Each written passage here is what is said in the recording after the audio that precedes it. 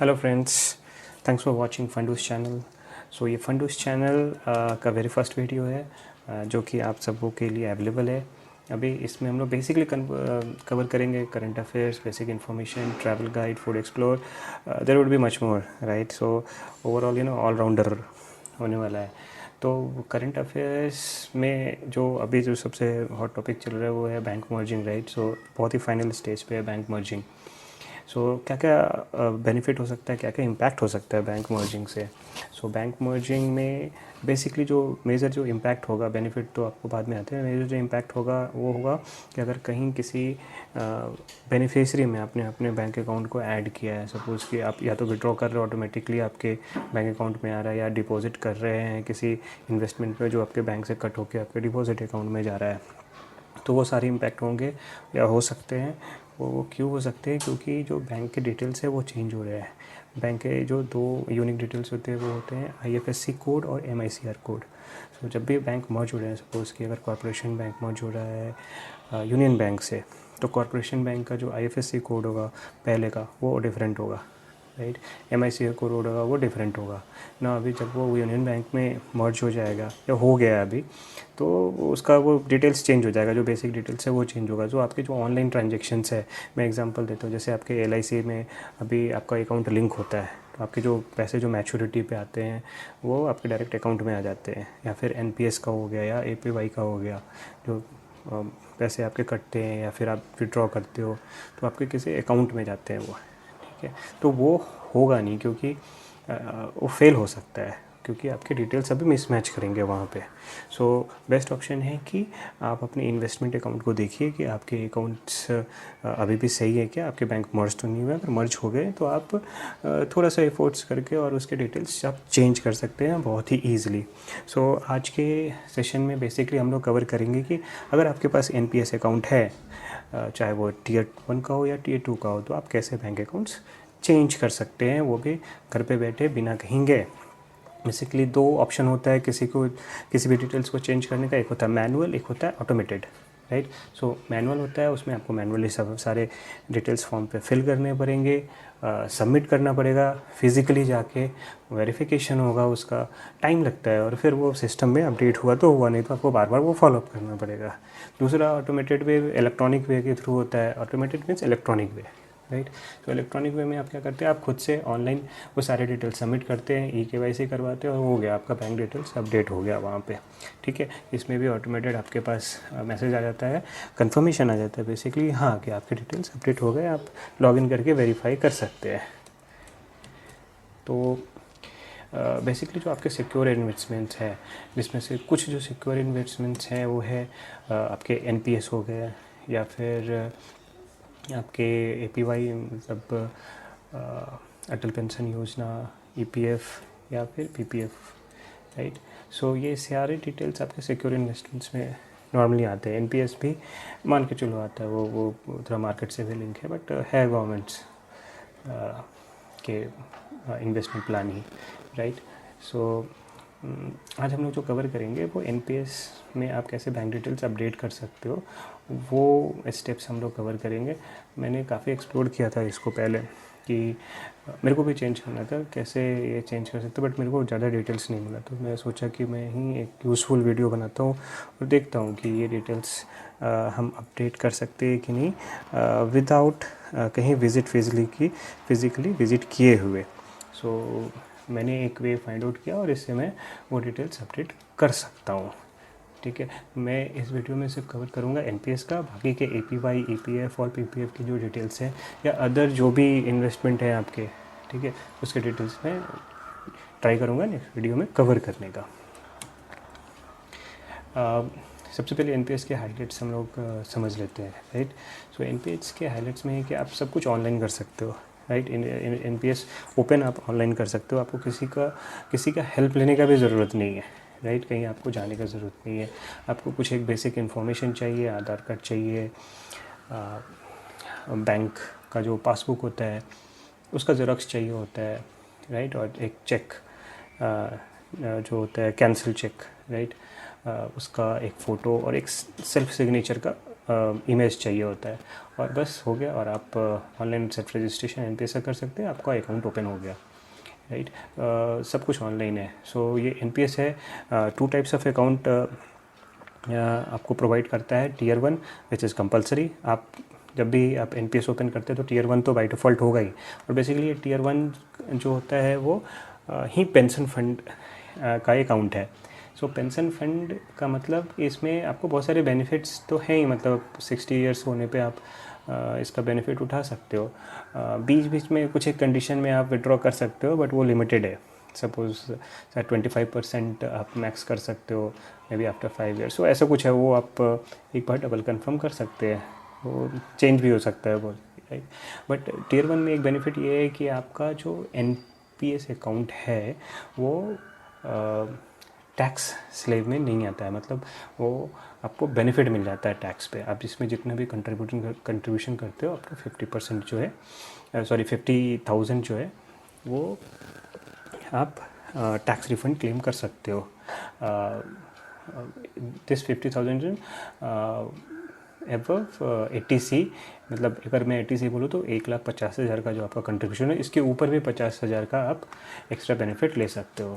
एक दूसरा जो अकाउंट होता है वो टीयर 2 अकाउंट होता है, ये आपके सेविंग अकाउंट के जैसा होता है, बट अगेन मार्केट से लिंक होता है। आप इसमें कभी भी कितना भी पैसे डालो और फिर निकाल भी लो, 2 से 3 दिन में आपके पैसे आ जाते हैं आपके अकाउंट में, लिंक्ड अकाउंट में, राइट।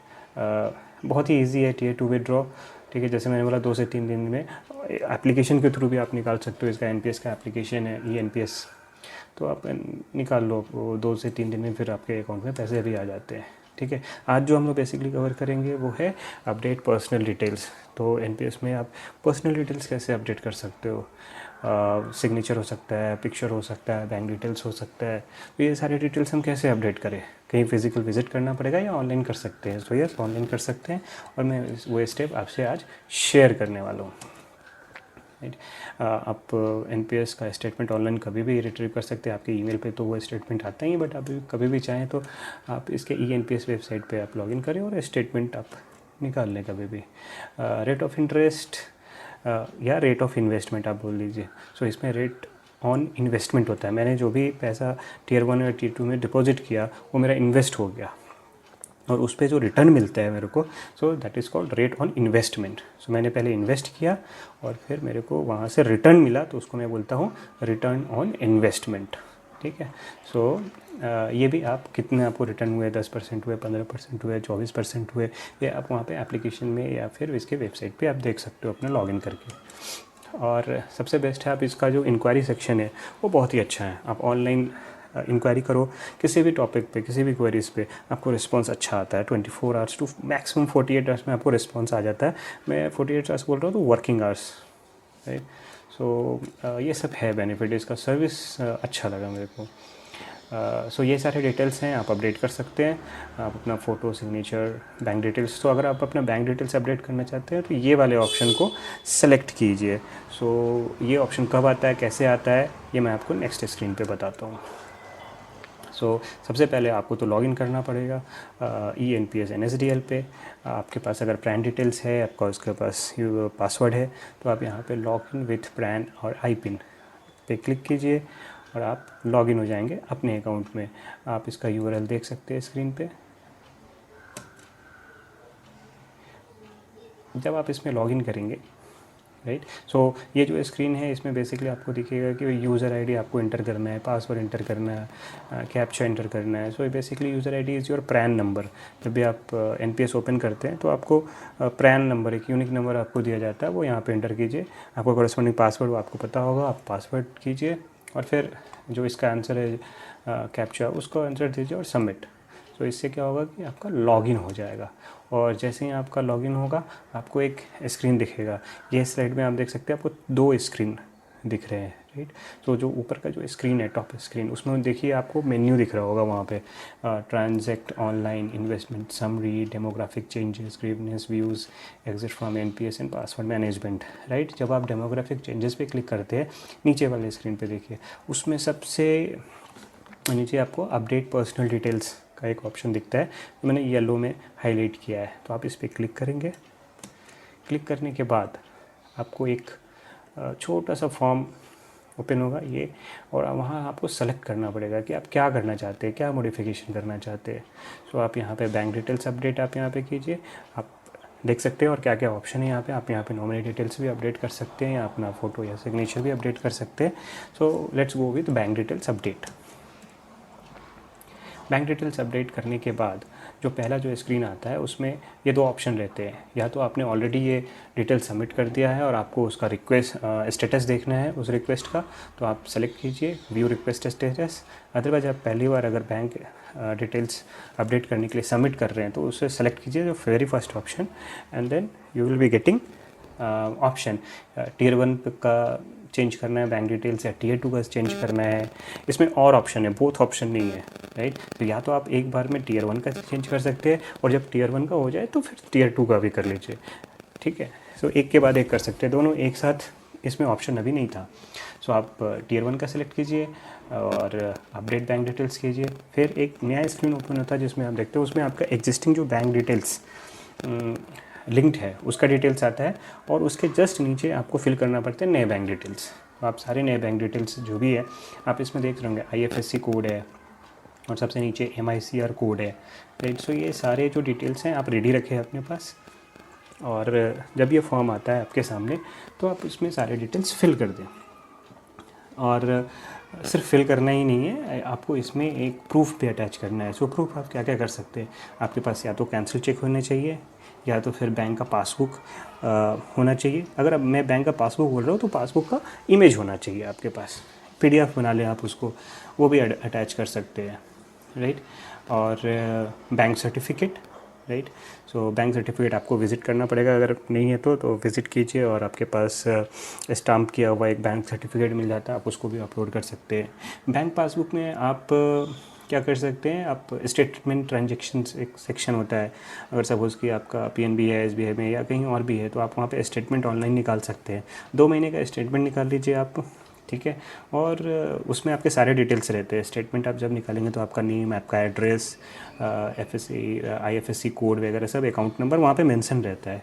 सो आप वो इसमें अटैच कर सकते हैं, और नहीं तो पासबुक बेस्ट है, ठीक है। यहाँ पे बैंक पासबुक लिखा है तो आपके पास पासबुक भी होगा ही। पासबुक का जो फ्रंट पेज होता है जिसमें आपके ये सारे डिटेल्स लिखे रहते हैं, आपके अकाउंट नंबर वगैरह सब लिखे रहते हैं, आप वो जो डिटेल्स है, ठीक है, उसका आप इमेज लीजिए और यहाँ पे उसे अपलोड कर लीजिए। सो वो बेस्ट ऑप्शन है, पासबुक का इमेज लेना और अपलोड करना। फिर आप कंफर्म बटन पे क्लिक कीजिए। जैसे ही आप कंफर्म बटन पे क्लिक करते हैं तो आपको एक मैसेज आता है ई-साइन का। ई-साइन का मतलब बेसिकली क्या होता है कि आपको आधार से आपको ऑथराइज़ करना पड़ता है। सो इसमें आपको आधार कार्ड नंबर डालना पड़ेगा। वो नंबर आपको जैसे ही डालेंगे तो उसके जो लिंक्ड मोबाइल नंबर है उस पर मैसेज आएगा, और वो मैसेज आप यहाँ पे रखेंगे, फिल करेंगे, और जैसे ही सबमिट करते हैं आपको यह सक्सेस या फेल का मैसेज आएगा। सो अगर सपोज़ आपने सक्सेस कर लिया तब तो आपका एप्लीकेशन एक्सेप्ट हो गया, और जैसे ही एप्लीकेशन एक्सेप्ट हो गया ये देखिए आपको एक्नॉलेजमेंट नंबर मिल जाता है, ठीक है। तो जैसे मैंने टियर 1 का किया पहले, फिर टियर 2 का किया, सो ये दोनों का मेरे को एक एक्नॉलेजमेंट नंबर मिल गया मेरे को, ठीक है। और वो एक्नॉलेजमेंट नंबर को मैं बाद में यूज़ कर सकता हूँ उसके स्टेटस जानने के लिए। नॉर्मली 48 आवर्स, मैक्सिमम 48 आवर्स में ये प्रोसेस भी हो जाता है ऑटोमेटिकली। मतलब अगर आप 48 आवर्स के बाद वापस से लॉगिन कीजिएगा ENPS साइट पे और देखेंगे कि हाँ अपडेट हुआ कि नहीं बैंक अकाउंट डिटेल्स, तो आप देखेंगे कि अपडेट हो जाता है। बट वो उसको लॉगिन करने के पहले आप थोड़ा वेट कीजिए, आपके पास मैसेज भी आ जाता है NPS से, आपके पास मैसेज आता है, उसमें कन्फर्मेशन आ जाता है कि हाँ आपके बैंक डिटेल्स, आपका जो रिक्वेस्ट है, ये एक्नॉलेजमेंट नंबर है, वो प्रोसेस हो गया है, सक्सेसफुली प्रोसेस हो गया है। तो आप आराम से वो देख सकते हो, right. So thank you very much, this is what I have today. I will try to get more and more info on other investment, ठीक है। और मेरे को जैसे ही मिलता है कुछ और डिटेल्स तो मैं नेक्स्ट वीडियो भी शेयर करता हूँ आपके साथ। अगर आपको किसी और टॉपिक पे इंफॉर्मेशन लेना है या बात करनी है, ठीक है, आप कमेंट बॉक्स में ज़रूर लिखें। मैं एक्सप्लोर करूँगा वो सारे टॉपिक को ऐड करने के अपने नेक्स्ट वीडियो में। Thank you for watching, thank you, bye.